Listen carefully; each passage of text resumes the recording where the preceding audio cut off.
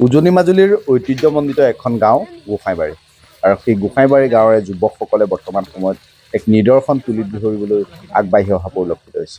তেওঁলোকৰ গাঁৱৰ মাজত থকা প্ৰায় 15-20 বিঘাৰ আগুৱা এটা ফিচাৰী, যিটো ঐতিহ্যমণ্ডিত ফিচাৰী যুগ যুগ ধৰি থকা সেই ফিচাৰীটোত তেওঁলোকৰ গাঁৱৰ যুৱকসকলে এইবাৰ চিন্তা কৰিছে, ব্যৱস্থা গ্ৰহণ কৰিছে যে তেওঁলোকে মৎস্য পালন কৰিব আৰু মৎস্য পালন কৰি জীৱিকাৰ নতুন পথ গাঁৱৰ যুৱকসকলক দিয়াৰ বাবে তেওঁলোকৰ যুৱ সংঘ ওলাই আহিছে। মই পৰিৱেশটো দেখুৱাইছোঁ।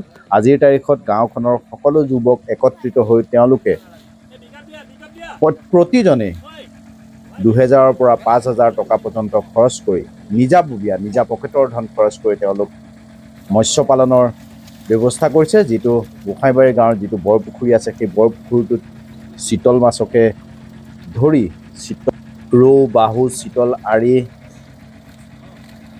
গাছ কাপ, কমল কাপ এনেধৰণৰ বিভিন্ন প্ৰজাতিৰ মাছসমূহ দিয়া পৰিলক্ষিত হৈছে।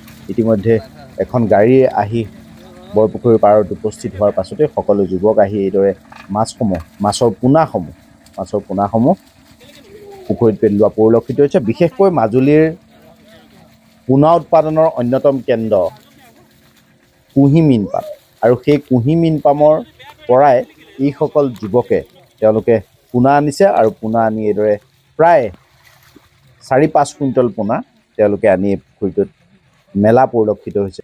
যি সময়ত মাজুলীৰ একাংশ গাঁৱৰ যুৱকে উপাৰ্জনৰ স্বাৰ্থত বা বহিৰাজ্যলৈ যোৱা, আন ৰাজ্যত চিকিউৰিটি গাৰ্ড হওক এনেধৰণৰ প্ৰতিষ্ঠানত কাম কৰিবলৈ যোৱা পৰিলক্ষিত হৈছে, তেনে সময়ত উজনি মাজুলীৰ গোসাইবাৰী গাঁৱৰ যুৱকসকলে তুলি ধৰিছে এক সুন্দৰ নিদৰ্শন আৰু তেওঁলোকে মৎস্য পালন কৰি যি উপাৰ্জনৰ মুখ দেখা পাইছে, এক সপোন বুকুত লৈ যি ধৰণে আগবাঢ়িছে, আমিও আশা কৰিম তেওঁলোক সফল হওক আৰু প্ৰতিজন যুৱকেই উপাৰ্জনৰ নতুন দিগন্তৰ দিশে গতি কৰক।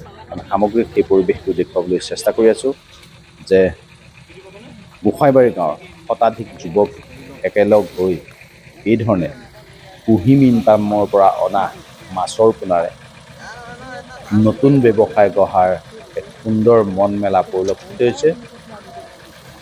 শতাধিক যুৱক বৰ্তমান সময়ত ব্যস্ত হৈ আছে গোসাইবাৰী গাঁৱৰ বৰপুখুৰীত মৎস্য উৎপাদন কৰা।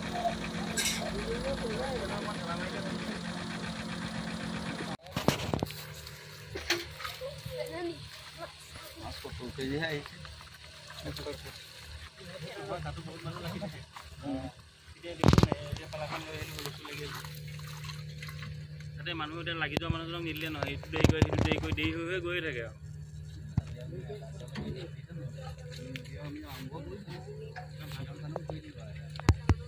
নিয়মখিনি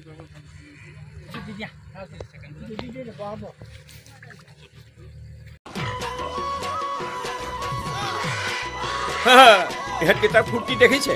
বিয়মৰ দানা দিলোহে মাত্ৰ খাই শেষেই। মই খোৱা বিয়মৰ দানা আৰু কম সময়ৰ ভিতৰতে নুদুক আৰু মোৰ পকেটো গৰম। আপোনালোকেও বিয়মৰ দানা খুৱাওক আৰু পকেট গৰম কৰি ৰাখক।